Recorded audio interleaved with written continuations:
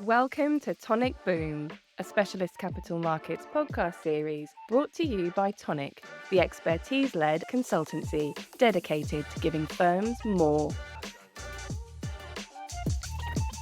Join our host, our resident Tonic ninjas, and industry experts as we drop the mic on the hot market topics across high-profile domains such as margin, post-trade, treasury, risk, digital, legal, sustainability, and more. More expertise, more trust, more achieved. Ready for your dose of tonic? A very warm welcome back, everyone, to Tonic Boom's episode of From Investment to Impact, Driving Efficiency in Securities Financing. In part one, we explored when and why balance sheet cost optimization took centre stage, and we spoke about some of the current challenges firms face. We're now going to dive into how the market is adapting and innovating to solve some of the cost pressures we discussed in part one head on. I'm Emma Watson, Tonic Sec Financing Lead, and I'd like to welcome back my friends and colleagues, Steve Lethaby from Clearstream and Andy Turvey from GLMX, who, as we now know, both bring hands-on experience and deep insight into how securities financing underpins a cost-efficient business model. So for those of you who tuned in for part one, you will know that in true Tonic Boom style, we kicked off with an initial round of one truth and two lies, with the theme being our first jobs. In part one, I asked Andy what his first job was, with a twist. I asked Andy to try and throw us off by giving two lies and just one truth. Steve, we failed miserably. We asked Andy to speak Japanese and he didn't, and he threw us off. So well done, Andy. It's your turn now, Steve, so no pressure, but can you better Andy's first round of one truth and two lies? I'm not sure if I can, but I will try. I'm going to start. So in my first job during university, so in the holidays, I worked on the go-karts at Butlins Holiday Camp in Minehead. Now, for those of you who don't know what Butlins is, say it's a holiday camp where people go and enjoy themselves for a week. Enjoy? Enjoy, yes, enjoy. No, it's not a prison camp. And while I was there, I bumped into the band Bucks Fizz in the staff canteen who were actually performing in Butlins that evening. You may well have to explain who Bucks Fizz are, Steve. I know, as a seasoned market pro. Bucks Fizz won the Eurovision Song Contest back in 1979. So that was job number one. Job number two was, you may or may not know, I'm a West Country boy. And so my first job was working on a cider farm where I was responsible for picking up, distributing, delivering back the apples. And one day I found a dead rat while I was picking up the apples, and I thought it would be quite funny to put one of them into the vats of cider because I thought it would give it more flavour. I don't think there are any casualties from that, but who knows. Number three, my first job was a caddy at my local golf club, and I once sunk a 20-foot putt for the guy I was caddying the bag for, and this happened to be none other than Sean Connery. Do you want to go first, Andy, or shall I? You go first, Emma. Ladies first. Well, one and two are confusing because I know you're from Somerset. So you've got Butlins Minehead in there, you've got Scrumpy in there, both big themes from Somerset, so potentially could both be true. I know you love your golf. I'm not sure you're that good. So I would love to think that you got to see Bucks Fizz perform. I love Bucks Fizz. So I'm going to go number one. Yeah, I'm going to discount number one because 1979 you said they won, which would have made you 3 years old. Yeah, but I wasn't saying that's when I was there when they won it. When I say Bucks Fizz, it might just been one of the Bucks Fizz, but they call themselves Buck Fizz. So I think it was Mike Nolan was the guy. He does seem to know a lot. He does know a great deal. I think it's number one. I agree. I think number one, he faced up to the challenge beautifully. Well, you're quite right on that, and you're quite right on the fact that number three is no way I'm going to sink a 20-foot putt. Feel bad now, Steve. So it was a Butlins, yeah. So Bucks Fizz in the canteen. I didn't actually see him perform, but I saw a few others as well, but I wasn't sure if anybody would know who they are. So. Oh, thanks, Steve. So, okay, let's crack on. As we've already said, cost pressures in securities financing aren't new, but the way firms are adapting, that's where it starts to get a bit more interesting. So from established market infrastructure to newer tech distributors, everyone is playing a part in reshaping how we think about efficiency. So let's kick off. So start with yourself, Steve. From your perspective, you're at the heart of market infrastructure. How would you say iCSDs and CSDs are evolving to support cost optimization, particularly in areas like settlement efficiency, collateral mobility, and interoperability?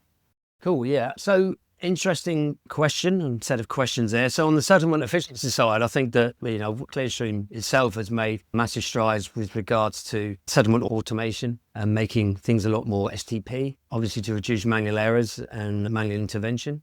This then onward leads to lower fail rates and then moves on to the reducing penalties under CSDR, which, as you know, can be recently introduced as well, which our clients are finding quite prohibitive as well. Also, consolidation of trades has been very important as well. So again, helping to reduce settlement volumes and costs. Number 3 is probably harmonization with T2S. I mean, iCSDs are aligned with T2S to allow centralized DVP settlement in central bank money. And this then reduces fragmentation, lowers cross-border settlement fees, and increases liquidity pooling issues. And that's super important. Absolutely, yeah. So, that's been a major push for Clearstream in the last few years. On the collateral optimization side, we've seen a massive shift with regards to being custody-agnostic. So what we're looking at is moving across silo, across custodian, across triparty agent, across iCSD. And we're looking at potential AI-powered solutions which will allow you to look at assets, collateral, where it sits, and have the ability to mobilize and optimize that collateral allocation. And we at Clearstream are working very closely with Google on building the solution. The fact that part of it's already there. I can't say much more about that at the moment. With regard to multi-objective optimization, supporting different types of strategies, including things like cheapest to deliver, LCR, and haircuts as well. Again, custody-agnostic piece is extremely important here. So looking through to non-sort of Clearstream custody inventory. And finally, on the collateral transformation, it's converting in an eligible collateral into ineligible forms of collateral for central clearing, for example. So meaning less costs of sourcing new collateral as well. On the technology data side, we see data being extremely important now. So you've got things like benchmarking between client data and anonymized peer data. We've got things like, we've introduced something called Trade Proposer, which basically taken traditional marriage broking into the AI world, meaning a better reutilization of vital securities, and using AI functionality in data products, meaning generating bespoke data sets, visuals, and data analytics as well. And then finally, on the DLT and tokenization side, we're already focusing hugely on DLT and carrying out digital securities issuance, bringing down settlement costs and collateral friction. And then, of course, on the tokenized collateral management, you've got the likes of HQLX who are out there who have a product where they're looking to tokenize the collateral management within the frame of triparty. Absolutely. Thank you, Steve. So you mentioned AI there quite a lot. It's a common theme, I think, at the moment. So I guess probably all of us will probably agree seeing AI being used more and more in this space. So Andy, moving on to fintechs. Fintechs are bringing fresh tech into a space that's long been dominated by legacy processes. Where are you seeing the biggest wins when it comes to automating cost-heavy pain points or unlocking new efficiencies? Thanks, Emma. I think it's a big topic, so I'm just going to skirt around it. I think scalability, efficiency, and the ability to reallocate human capital to more kind of cerebral value-added tasks with that trade, front and back, negotiation, execution. It's interesting now we go meet some of our clients who are, just joined from university and they log straight into the platform. They think that's the way it's always been done. And when you try and explain to them that we used to have teams of people, teams of smart people sitting there processing tickets manually, hundreds and hundreds of trades a day, and the error rate was, 5-8% because that's all you were doing. They look at you as if you were quite demented. Why did you do that? How long did you do that for? And you said, 20 years. They went, wow. So I think the uptick in efficiency across the trade cycle has really been a game changer. I think the ability to collate and disseminate your own market data, both what you trade and what you don't trade internally, so up to the PMs with the organization, has really kind of centralized a lot of that trading data where previously would have been lost. Equally, the ability to send locates and runs, all available, to digitize all of that. So, you've got one kind of golden source of truth where all your records are centered, has made a big difference. I think platforms generally, as well as facilitating scale in the liquid space, are also enabled to support the whole lifecycle functionality, which is necessary for open trades, particularly in the credit and emerging market space. So the ability to manage, large amounts of open business with complete accuracy, I think has been a game changer across the repo markets. Now, I remember well back in the day, looking at a central bank move, with enormous trepidation, as it meant that you had to manually re-rate every open trade, which would essentially have to lock out 2 days where you couldn't do literally anything else. Steve nodding. I think you had the easy job, actually, because you used to do that in the front office and I'd be in the middle office having to process it for you. And then calling up and shouting, why are these all wrong? We've now moved on to the stage where it's literally 3 clicks on a platform to agree and process hundreds of open trades with complete accuracy, instantaneously, and with consistency across the board. It's really offering scaling and transparency, and I think an efficiency that wasn't there before. Thank you. So I think maybe now let's zoom out a little and talk about strategic levers like maybe netting, clearing, and product structure to help manage costs. So back to yourself, Steve, where do you see products such as triparty, auto borrow, or netting services evolving to next? I mean, I'm probably going to go over some of the stuff that I've talked about already, but obviously, triparty from an operational perspective has made collateral management far more efficient from a company's perspective. And then, going back to things like AI that I've mentioned, predictive analytics, allocate collateral management in real time across repo, margin, and sec lending. So I think intraday triparty obviously is something that's coming through, whether it's via some other players in the market or whether it's something like HQLX, for example, and then standardization across regions, things like haircuts and margining. Oh, intraday triparty. I like that. So are you seeing much demand for that? No, not at the moment. I mean, personally, I've been hearing lots about the sort of in the bilateral space, lots more chat about intraday repo recently, both sort of electronically and in the sort of digital space. But in the space of maybe liquidity and intraday liquidity, I think that's where it will play an important part. And do you think with T+1 and things like that in the future that we're going to see an uptick in volumes maybe around intraday? Yeah, potentially. And then you look at what they're looking at in the US as well with managed clearing, for example, then I think that will only increase. But again, that is going to require a quite significant investment in technology in order to make that happen, to make that as robust and resilient as overnight trading. And I think, the market needs to move. The problem is that no one really wants to go first. If it were possible for the market to work together and say, this is where we need to get to by this date, then you've got liquidity, but it's all about liquidity. There's no good being the first guy that can do it if there's no liquidity on the other side. Yes, it's the collaboration piece again, isn't it? It's a collaborative approach. We keep coming back to it. Exactly, key word I think for today. And I think that's actually what's so interesting about T+1 is it's going to be mandated. So it's going to be super interesting to see how the market and all the players respond to that.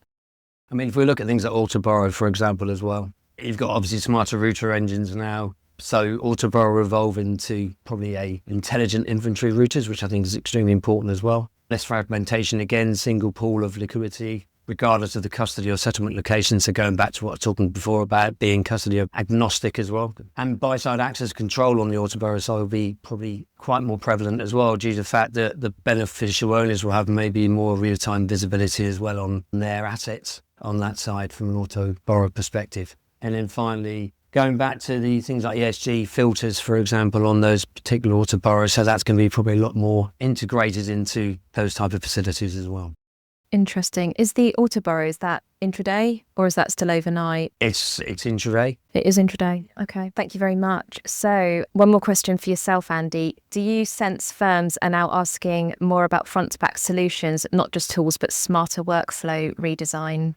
Absolutely. I think both the buy and the sell side institutions, having adopted, this innovative technologies, they've gone out and got the resources to do it. They have it. They're now keen to leverage it and digitize as much of the process as possible. So I think one of the reasons why platforms per se have been able to grow so quickly is that if you're a buy side and you're doing 50% of your business digitally and the other half you're doing in the kind of analog legacy style, then you're very aware of the friction around the legacy style. So you want to do as much of that business.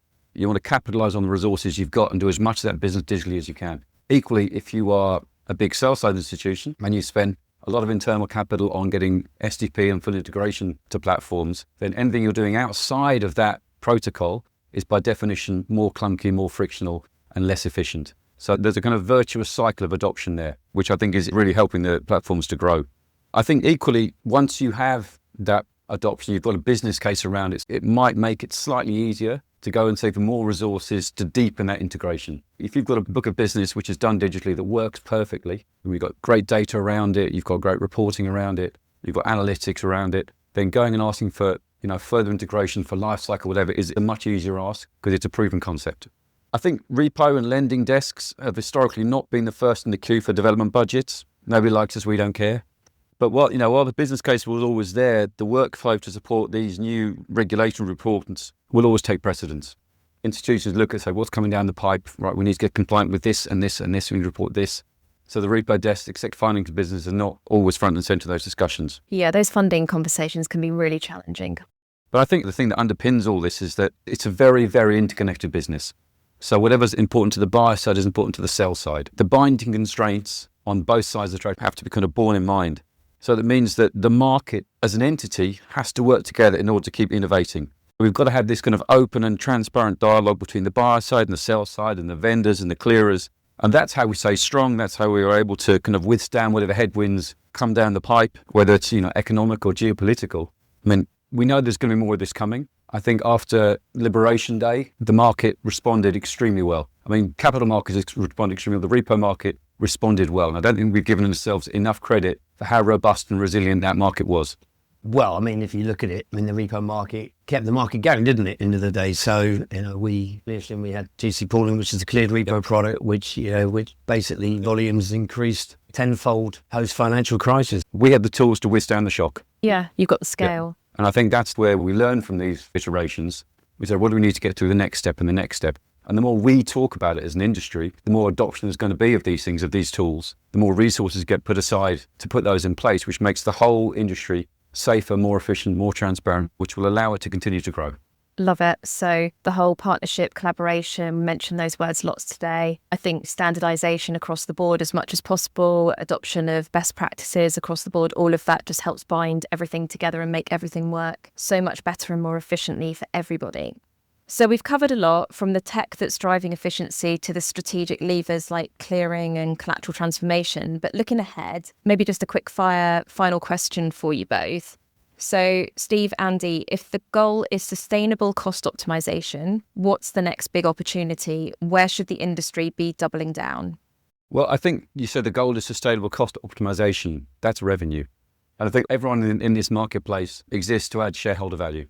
So I think the more we can push these efficiencies forward, the more we can manage the costs, the more we can make this kind of operationally intensive market more efficient, more transparent, then, I think we're only kind of stage one of the journey. There's a lot further to go. And I think as long as the industry keeps working together, we can push that agenda and, we'll get to where we need to be. I mean, if you look at the reason why we are where we are now is sort of posted as an 8 and around fact that rates are lower, the spreads are thinner. So which is why banks, organisations are looking at cost collateral optimization. I see both being the same. So the fact that we're looking at the cross custody, cross data source silos as well, across trading desks, treasury, custody, that type of thing, I think that's going to be so important going forward. End-to-end data integration, real-time inventory management as well. And it's just, the banks are looking at the bottom line. The bottom line is how much are we going to save by doing this? And the conversations I've had with clients has been, in the multiple millions. And this is proven technology. The efficiencies and the cost savings, the revenue optimization is proven. And I think one of the key messages here is really that the real shift happens when operational precision becomes a lever for strategic advantage. So that's where the investment turns into impact. Well, I think that's us just about done for today. Steve and Andy, you've taken this hot topic and expertly run with it. Brilliant stuff. We've covered a lot of ground, from the pressures firms are feeling today to the changes coming down the line. Some really helpful perspectives too on how going forward firms can sharpen their focus on cost efficiency. I feel like we've probably only just scratched the surface today. There's such a lot more that we could unpack. And I've got a feeling there's probably a few more securities financing episodes on the horizon. But a huge thank you to you both, Steve and Andy, for sharing your valuable insights. If you enjoyed today's discussion, don't forget to follow this podcast, share it with your colleague, or send in any questions or topics you'd like Tonic to cover next time. Thank you so much for listening. That's a wrap. See you next time for more Tonic Boom. You've been listening to Tonic Boom.